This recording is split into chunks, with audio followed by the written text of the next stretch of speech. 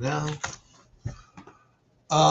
what's going on, guys? This is Sheets, and we're going to go over the NBA slate this evening.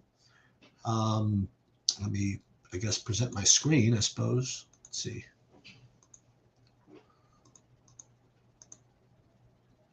Okay, should be good to go. First, a few announcements here regarding the NBA live final, which is going to be in Nashville next week. So it's a couple of things. First of all, there are two World Championship finals. One is an online one, excuse me, that is on FanDuel that I won a seat to a little while ago, and that's being played out Wednesday. And then as you guys know, when I was in Florida last week, I won a seat to the NBA live final. Here, let's get Bobby in here. What's going on, Bobby? Hey, man. How you doing? Good. And I was going to go to that, but, I thought about it, and, Jeremy Q. King from, like, the Discord and, like, all over the place, I think he's won, like, 4 seats to that in the last, like, I don't know how long, couple of weeks. I think it was 2 in the last 3 days.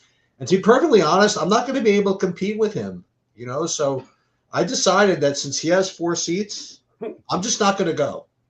I mean, like, there's just no point. And why would I go if Jeremy King's got freaking 4 seats in the thing? So I'm just going to stay home, just, do what I always just enter stuff at random and just hope that I can win that way. It just to be too demoralizing to just actually go to Nashville and then have Jeremy King gets 1, 2, 3, and me not even be competitive. So, congratulations to him for all locking down first place, 3rd and 4th probably. I'm hoping to catch. Listen, the good thing is I got paid for my last place finish already when I won the seat, so maybe I'll move up a seat or two, spot or two. But we'll see about that.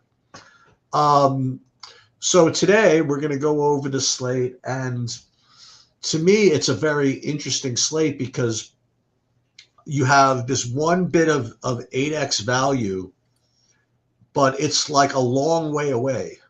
It's and it's our old friend Killian Hayes. It's our old friend and enemy Killian Hayes, but it's like 4 hours from now, right. and it's 1, 2, like 3 games from now, and a couple of slots from now, and it's a possible blowout. It's like right now I'm seeing an ownership projection of 60%, and Jeremy actually went in there and said it's going to be higher. I mean, probably, but I don't know. Who knows? I think technically, like if people, now this is going to be a really weird take, but if people actually late swap like the way they're supposed to, if there are 3 games, like in three full games before that even starts or whatever, that you probably shouldn't have a 70% owned guy, because if you're not doing well, you should probably be pivoting off of that a little bit. So I don't know if he's going to end up that high. I guess he's got to if he's got an 8x projection. It's going to be hard. It's interesting because like there is a world where like Patrick Baldwin ends up playing the minutes at point guard for them. I mean, that's a 0 projection. I mean, not a 0. He's got like a projection of 10. But they have 9 bodies and they don't really have another guard. So I do think it's kind of a tough like phase just from that standpoint. Okay. However, I'm not even sure that 100% sure that they're going to start him. It might be Baldwin starting. And honestly, I mean, I guess he's sort of the only real point guard. but Baldwin has sort of played somewhat of that role before, even though he's like a small forward, power forward eligibility.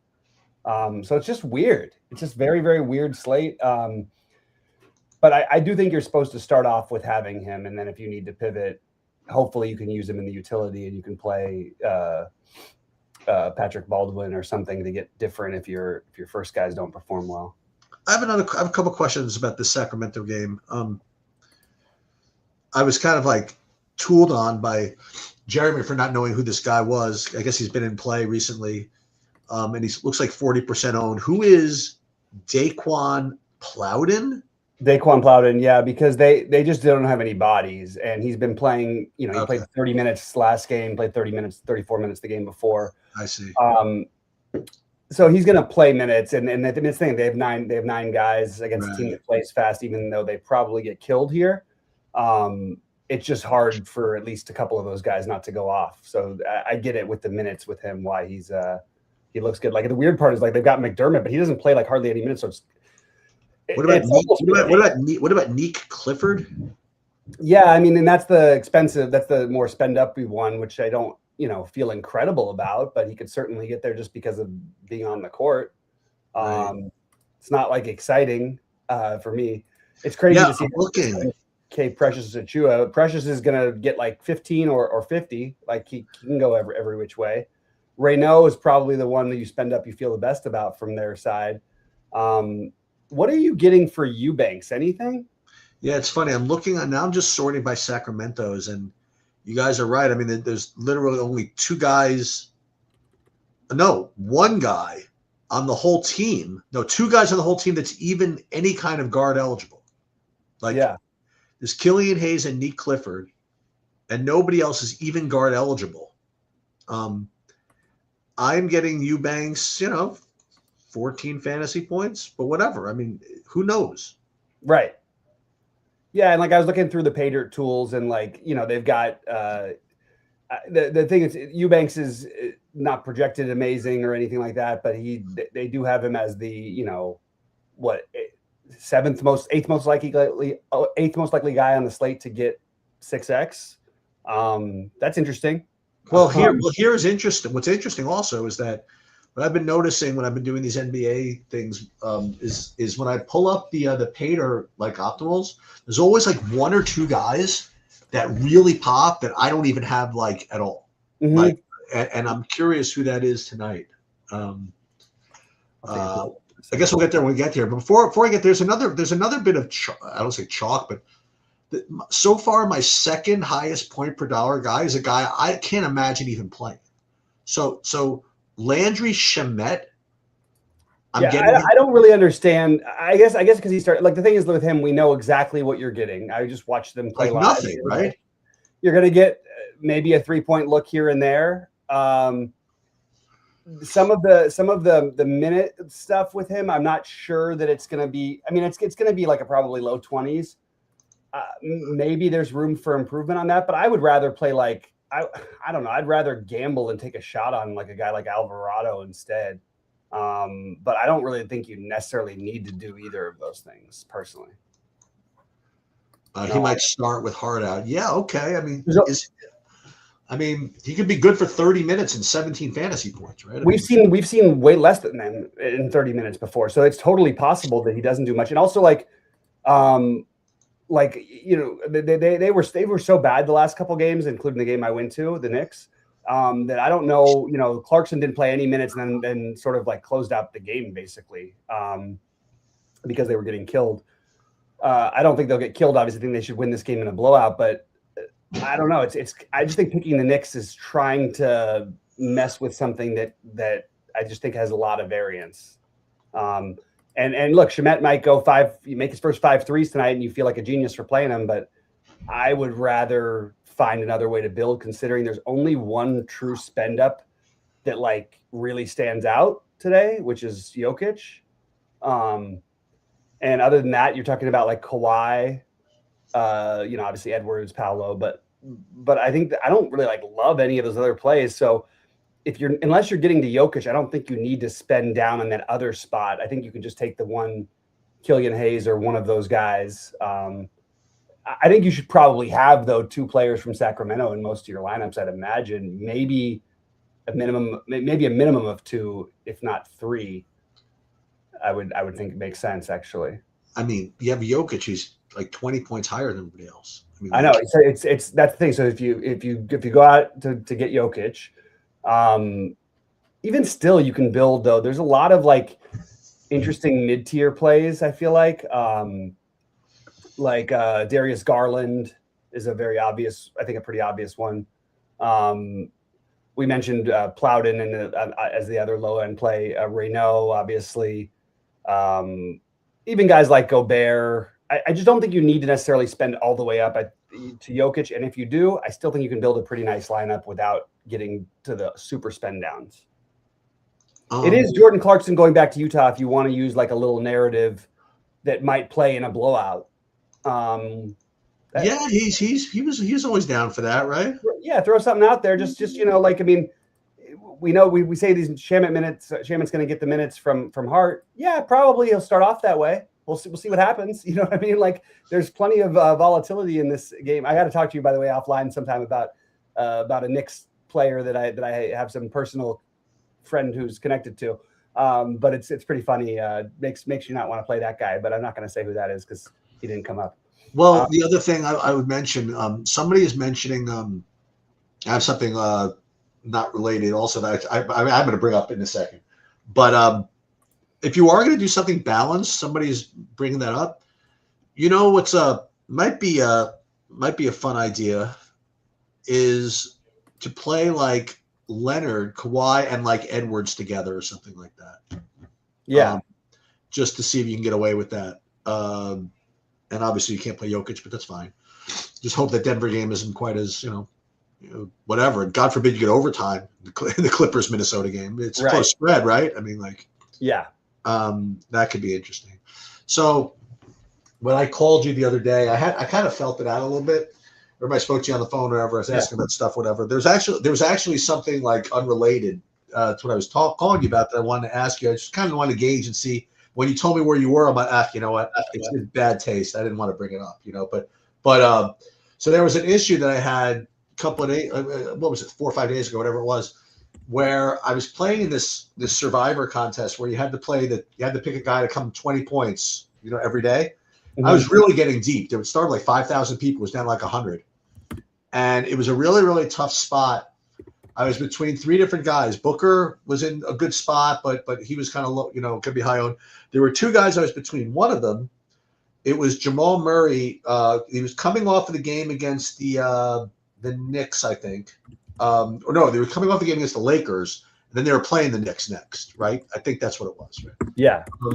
Yeah, they're playing so you were at that game against the Knicks. Is that what you're saying? Okay. When they're in the back-to-back, when he got hurt? Yeah. Okay. So anyway, I was between Jamal Murray, and that was also the same day that LeBron was ruled out because he got hurt the night before. And Austin Reeves was like big chalk, right? So Austin Reeves, he was projected for like 24 actual points.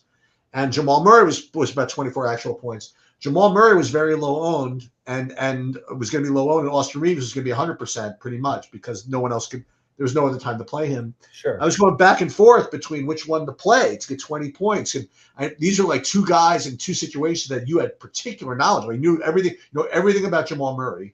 Okay, for openers, I don't think about Jamal Murray and everything about the Lakers. I figured I wasn't going to, so I just didn't bring it up. Yeah. So I ended up playing Jamal Murray and not playing Austin Reeves. It turns out they both busted. Oh, really? Jamal Murray busted. He had 12 points at the half, but with 5 seconds to go in the half, he turned his ankle and got my God, out the room. And they were saying, "Oh my God, what a terrible injury! Maybe he's out for the season." He didn't even miss a freaking game, you know. And then Austin Reeves, he had 8 points going to the fourth quarter. He scored 11, and with 7 minutes to go, he fouled out, so he busted too.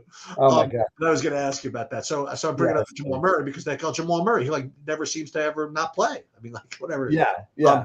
So what other like non-Jokic ideas maybe might you have? I was looking through the guys. If you're going to do the balance, but like Garland is like I would start with like Garland. I would start with Garland and what's his name? Killian Hayes is just a normal build. And then other plays that I like that going to have mixed ownerships, but Reynaud and Gobert are similar priced at center. I do think that you're going to end up with it wanting at least two from this King side, whether that's DeRozan, whether that's Nick Clifford. I think Nick Clifford makes probably more sense because they'll probably not play DeRozan in his max minutes, but Nick Clifford is not like a fun roster thing. But those guys in that mid 6K range, if you're going to spend up somewhere else, I think Kawhi is probably my favorite other spend up. Really just blown away by how good this guy is. Like, I really think Kawhi you could make a really good case for guys who actually watch basketball that he's the MVP. It's incredible what he's done with this team. That start where he was hurt at the beginning and they started to come all the way back from 6-21 or whatever they were to be 500 is crazy. In a loaded West. Yeah, but how could he be MVP over Shea, who does these press conferences when he acts all mean and gets all like gangster with everybody and just like gives these like incredible press conferences? I know. Well, obviously Shea makes the most sense, but I get it. But I just thought what he's done this year, like there's a very different path where this is being talked about. You know what's awesome? Okay, so I was watching. It was interesting. The Survivor thing was very interesting to me because normally when I play NBA DFS, it takes all the fun out of like rooting for teams because I'm always rooting for these crappy players. You know what I mean? Like these guys that are just kind of these Killian Hayeses and these Sandro Manashvilis and like these guys I have no idea who they are because their value. And I never really get a chance to root for the good players. And this 20-point thing, I got a chance to root for these good players. So I was watching a little bit of Kawhi when I was watching him play, and I'll tell you, man, Kawhi he's really all business out there. It's like it's really funny, Absolutely. like somebody like came down the lane against the Clippers, and this other guy from the Clippers, some rookie, just totally won an incredible play and like just swatted the thing like right out of bounds, like a big clutch. And the team is like going freaking bananas for this kid, and Kawhi is just totally stone faced. All right, next play. You know what I mean? Like it's like totally there on business. Yes, it's just nothing but business for that guy. I love it. I think he's great. Me too. I wish that there was more guys like him, and they ask him just any question he answers in one word answers, and that's it. But he doesn't do it to be a troll. He really has nothing else to say. I mean, it's just who he is. The only thing there's one saying is that he always says the players or his teammates always say all he says is he said slow is pro. You know what pro is? Pro is slow. You know what slow is? Slow is pro. Like that's just like his thing. He just wants to play at his own pace, own everything. He's just a monster though. It's incredible. Yeah. One bit of news that's pending actually that's worth mentioning is that Jakob Poeltl remains questionable. Yeah. So that's something that we have to keep an eye on. And sort of thought he'd play, but I don't have enough to where I really want to make a stand on that one. But by the way, if he does play, I think he's a pretty reasonably good play also at center, for what it's worth. And if he doesn't play, I'm not sure. Depends on who starts. What would be actionable? I guess Mamu would be the guy. But I don't know why I'm playing Landry Shamet. I don't understand it. Yeah, it's one of those that feels. I'm telling you what, though. Like, I mean, look, it's a little bit of a later game. So if you play more from if you for whatever reason you have more in the early games, which is going to be hard to do. I do think that if you wanted to talk about winning a lottery tournament tonight, taking a shot on Jordan Clarkson is not the worst idea. I don't mind it at all. Yeah, I think that there's Well, and excuse me, they're a freaking 13-point favorite. Yeah. So in this fourth quarter, if it's a fourth quarter blowout, then Clarkson just going to stay in there? Yeah. It's very possible. And also, I'm down with that. They're down a body, and they get back to Utah, and then they haven't been able to get anything from their bench at all. He's 3,200, and he's projected 11 fantasy points, 0.42% on. Right. I think that 12 minutes. If there's like a guy who you could maybe like get the you could literally get like 20 minutes or 18 minutes out of him and it wouldn't be surprising. And in those 18, 20 minutes, he could put up 30, no problem. Like, I mean, we've seen it a million times, especially if this game gets out. I mean, what if we've seen this a lot lately, and I think it's weird to bring up because people used to say, oh, you don't project blowouts. Now I think you have to sort of think blowout a little bit for teams that are against teams that are tanking. Dude, I want to do this. There was a 40-point spread last night between, what's it called? A 40-point, what was it? 40 points at halftime between Detroit and Brooklyn. If the game plays like that, like, Jesus, man, he might go out and score 83 points just like Pam did last night. Dude, I might do that. Like, it's a 9:00 game, right? So there's a 7:30 and there's an 8. I mean, I'm telling you, man, the NBA's been so rough. I'm live to like at 8:58. Just say, okay, just global swap Shamet for Clarkson. And save the 400 and we'll spend it later. Oh, that's funny. And it's going to be like 50% of my lineups, right? I mean, like, yeah, I'm currently at 52% Shamet. I mean, I get it. There's not much value. It's a small slate ish. It feels smaller than it is. If nothing else comes up, I have a feeling though, if something does come up just randomly, I think you're probably supposed to get off of a little bit of that Shamet. Look, if nothing does happen and then you don't have anybody else there, sure, it kind of makes sense because he can squeak his way to 18 to 20 without just by being on the court. But honestly, for him, it can be like a very tough squeak sometimes. Like it's not like an easy, I don't know, it doesn't feel easy to me. 11, 16. I'm just reading his fantasy points. 11, 16, 14, 21, 16, 17. Okay, there's 26. Against but they Milwaukee. haven't had, but I mean, this is also Hart's out too. I know. So there is a chance, and also like again, the bench they haven't been getting much from anybody except for Diawara. I guess he's going to play 30 minutes, right? I mean, are we sure that Diawara might not be the play? Who? Like, I'm just looking at the Knicks. Like, they've been playing more Diawara. What channel is he? Oh, power forward. He's power forward, but I'm just saying, like, could they theoretically they could just play OG at the 3 if they want to, and then play Diawara. That's partly what again keeps me off of loving the Shamet thing. And also another guy that could be good in a blowout. Does Diawara have any ownership? I'm not seeing. No, definitely not. But what? So this is what happens often in DFS, and you just have to question it yourself, or at least be ready for it. What happens when 10 minutes before game time they announce that Diawara is starting and instead of in place of Hart?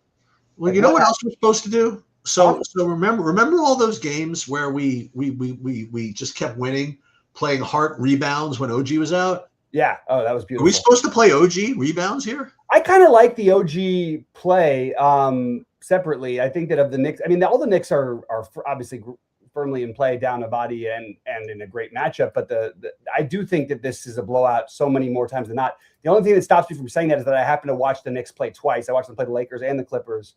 And man, I am not impressed by this team. The team is terrible. I am really not blown away. I hate the team. I hate them.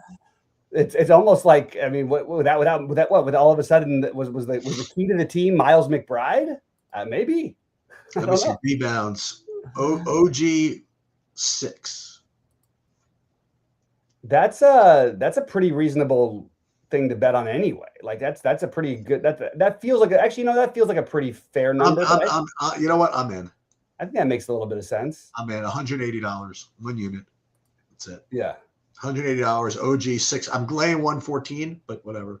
And before Kevin or anybody comes in, dude, you could have gotten minus 107 at XYZ Sportsbook. I'm like, yeah, I get it. I understand. Yeah. It's like when I'm playing on Kalshi, people are like, oh, don't you know you could do this? I'm like, yeah. I understand. I know I'm not getting the right line. Whatever it is, I'm just freaking playing. You know but can I tell you what's interesting about Kalshi? Because they're waiting in real time like everybody else is betting.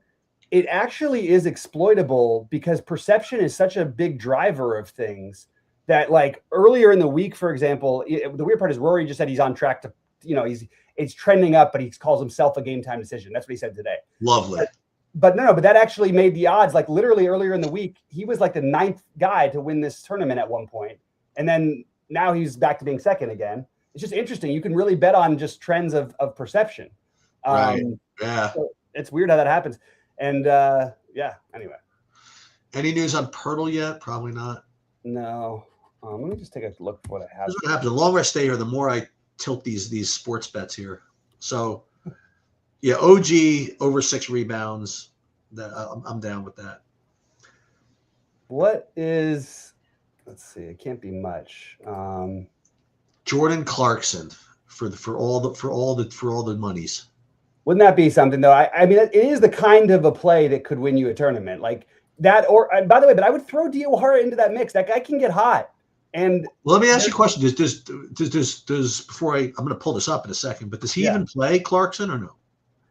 A lot of the time he doesn't. Like not at all.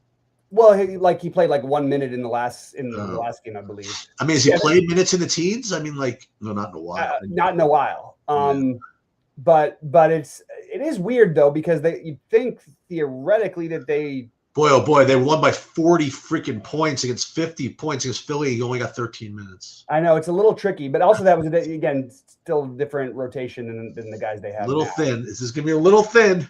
It's pretty thin, but it's the kind of thing that just wouldn't surprise you if you saw it. All right, I'm gonna tell you what. I'm gonna definitely. Diawara is the one that actually you can feel a little bit comfortable. I am getting a 10 ball of him. That I'm getting.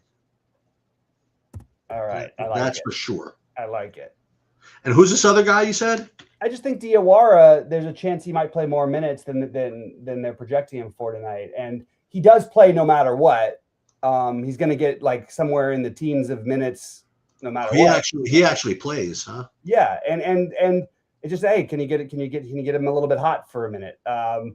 But it's again, all the Knicks guys aren't really that fun because they just have enough bodies to where it's like, oh well, it could be this guy. Maybe Jeremy Sohan gets 15 minutes tonight. Like there's too many of those guys to where it's like easy to reach the conclusion to me that Landry Shamet is an awesome tournament play. I can't do that. So I would lean towards the weird ones or try to get none of them personally. All right, hang on a minute. So what's the funny thing is that the Clarkson's one that if you use Saberson, for example, you actually have to put in pre-flop because I don't think he shows up in any of the 5,000. He'll not. He won't. Yeah. And who's the other guy you said? Diawara.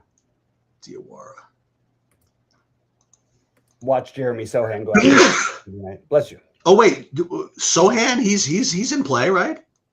I mean, he's sort of the same like speculative thing that we're talking about. One thing I will tell you. What's the that? Fans love him. Love him, of course. Every fan's he's one of those guys. He's the Boban. He's like everybody loves him.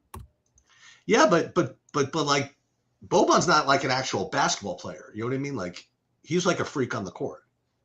But Boban was if he was just like was able to like move like a human. He's so slow. But Sohan's like a real player. Wait, who? It's Jeremy Sohan. Oh no, I know. I'm just saying, like in terms of crowd favorites, they love his hair and they love all. He was like that in San Antonio too. But no, I hear you.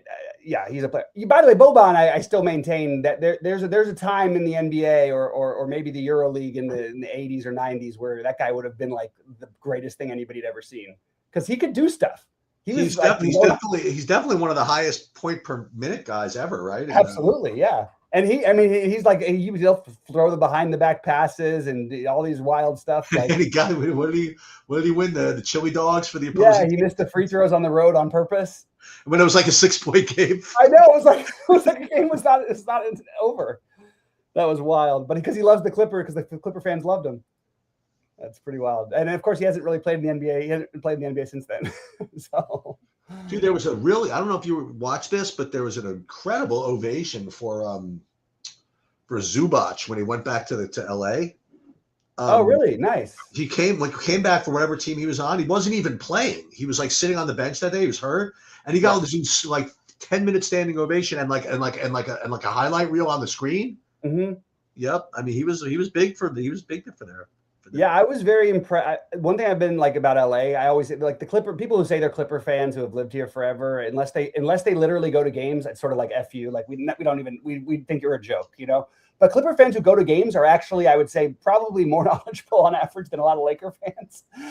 They're pretty loyal to this little team, and they know their stuff a little bit. When I lived in LA for a year and a half, whatever. It's like Brian, we had Clipper season tickets. We would go. Oh, nice. At the old whatever it was called, the LA Sports Coliseum. They were really bad. Sports Arena was the most dangerous place in the world. With Billy Crystal when he was yeah. Games, right? That's right. That was that because I wanted to see Jordan play when I was like 9. We went to a Clipper game instead of the Laker game because the Laker game tickets at the time were like, I mean, that was like 19. It was still Magic, you know what I mean? So it was like, but it was cool to go to the Clippers. So we would do that. Okay, I'm still getting Shamet, even though I'm forcing in Clarkson. That's fine. 12, 16, 20, 24, 26. Yeah, that's fine. I guess. I'm gonna put this is like old school like DFS stuff. I'm gonna actually put like a cap on the Shamet. That'd be insane. Yeah. Like the old days. Look at that cap. That's yeah. Yeah, look at that. I like cap on Shamet, mid on Clarkson. Hey, it's better than I was gonna do, like the Mass Global swap, right? Yeah, I think that it's dangerous to have the 50%. It made me nervous when you said that. But we'll see. Meanwhile, I don't know what this says, but when I put in minimum 10% of Jordan Clarkson, I reran, I got 22. Oh, that's interesting. I don't know. Huh. See, you guys are listening. You get like some real insight into the mind of someone who can't win at the NBA right now. So this is what I'm trying to do. I listen. I have my nice projections. I'm building good lineups, and I'm just making a couple little takes. I'm not going crazy. Mm-hmm. A couple little tweaks. See what happens. Okay, so this Pirtle, this is definitely a thing. I mean, whether he plays or not. What else is happening? DeJounte Murray's been back. Yeah, and they're much more competent with him, obviously. Yeah, he was a good. I mean, he was good a couple of nights ago. Jamal Murray's probable. He's like, man, that guy can score. Yeah. I'm glad he's finally getting like some of the national love that he deserves. He's a really good player. Like, yep. And it stops. Jokic would have been the first player, I think, in NBA history that didn't have an All-Star teammate. Yeah, he was the first player the only player in NBA history without an All-Star teammate. Say that again. Jokic was the only player in NBA history to win a title to win a title without an All-Star. Okay. Yeah, sorry, to win a title without an All-Star. Total listed available, by the way. Okay. So FanDuel, in case anybody cares, it's very similar for me. Like I'm getting Killian Hayes like 100 pretty much, and then Plowden next, and then Nick Clifford, and then Shamet. Getting like 30% Brandon Ingram, if that matters. Like more Ingram, or actually same Ingram as Jokic. That's sort of interesting, I guess. Mm-hmm. One thing I will also say, by the way, I was sweating Donovan Mitchell a couple of games ago. Mm-hmm. One thing about him, which I mean you've kind of known instinctively, but you can just you can really tell. Like if there's like a game that like he really wants to win, or like a big game he's up for, he's like a totally different player. Absolutely. And everybody says, oh my God, every year in the playoffs, we hear the same thing. It's like Donovan Mitchell, playoff Donovan Mitchell. I'm like, no, that's because that's the games that they need to win. They need to do that. Half of the regular season is coasting now for these. I mean, I was watching some ridiculous game. I mean, I needed him against some the other night, actually, like against, I don't even remember, some team. And he just didn't feel like taking over. You know what I mean? That's it. Yeah. That's right. That's who he is. I mean, but then when he goes into Madison Square Garden, like just give me the ball. That's right. Yeah. Yeah. That's funny. What do you think of the Hornets, huh? Love it. It's great to see. I'm happy that it's really interesting when you get a couple competent. I love this Brandon Miller. I've been high on this guy forever. Yep. He's awesome all around basketball player. Does everything really well. But not like, one thing that he's like so much better at that. But he and Knipple, like they make a guy like, LaMelo look very reasonable, and they don't even need LaMelo a lot of the time. They really figured something out, and I'm happy like for them to have a real team, and they're going to be, I think, relevant for a long time. Meanwhile, and we talk about how betting on sports or whatever really like sometimes makes you like less of a fan or whatever it is, and this is like a perfect example. I was like I don't know if you guys remember this, but I put in like a while ago the Celtics to win the conference at 18-1. Yeah, what's it at now? It's like off the board. It's either like they're like a probably an even money favorite. No, it's not that much. But right now, I'll give you an example. If it was here, I'll show you what it is. Like I bet it like for 1,000 to win 17,000. My cash out's like 5,000. Oh my God! All right, that's crazy.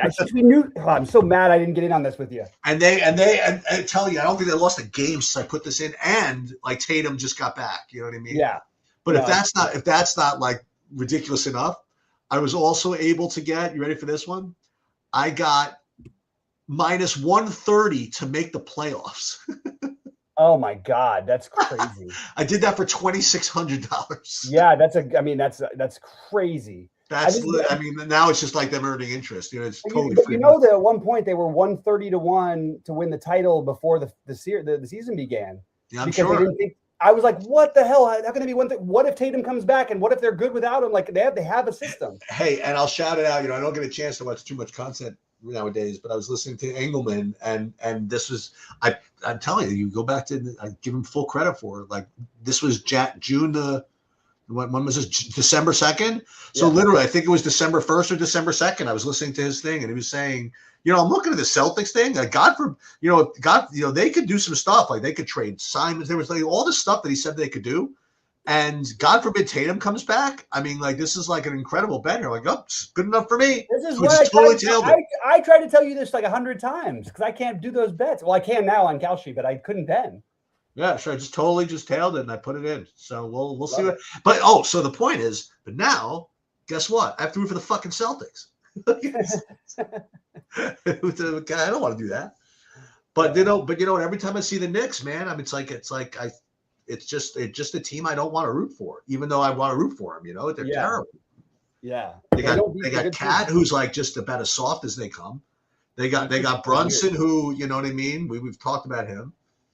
And yeah, it's a great freaking, you know, freak show look to have all these Villanova guys, but you know, like I don't know. I hear you. But I like that somebody, one of our old subs, I gotta go back to find out who it was, but he got the Spurs like early in the season because I said the Spurs Celtics would be my hot take as a finals, but I think it's really possible. And he got the Spurs Celtics and somehow it's already like 15 times better. Like, you know what I mean? He can get like 15x what he put in because that's, you know, I actually think that's actually my bet for the finals right now. I think that's actually what's going to happen. Who's the favorite from the East right now? The favorite in the East, it sort of is wavering a little bit. Is the Pistons? Detroit, yeah. But the Detroit hasn't been quite as good lately. Let's take a look here.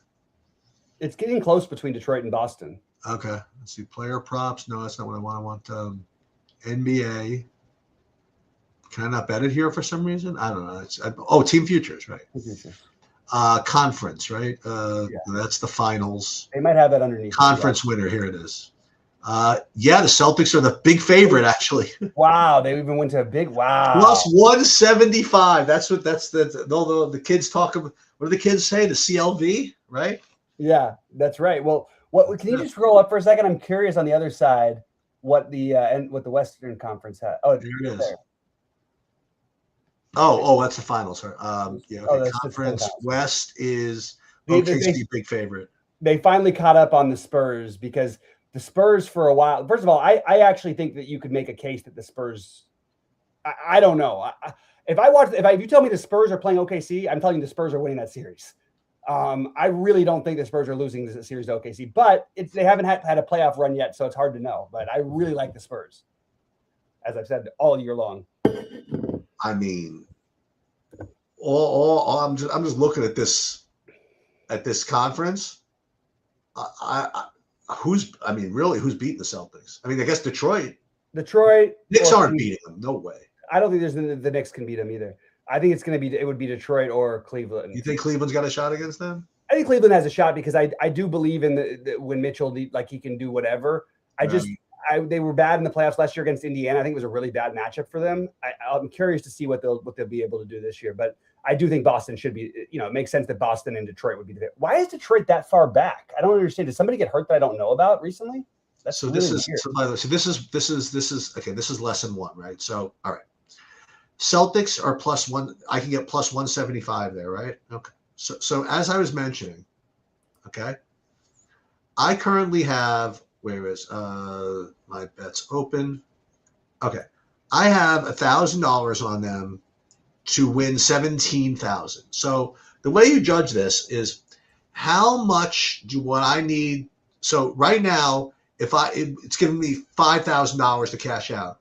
So if I then took that cash out, 5,000, and put it on the Celtics at plus 175, I would cash for 13,000. So that means I'm literally getting ripped off $4,000 if I take this cash out. You believe that? I mean, like, they have no shame. I'm just no shame at all.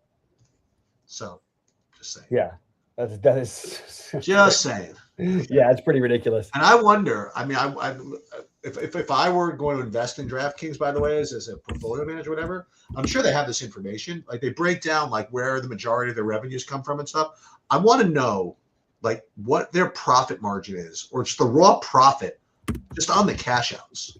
I mean, that's got to be a freaking fortune. Every one of these is literally printing money for them. Yeah. Anyway.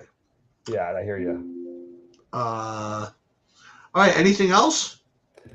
I think that's it. I think I'm good.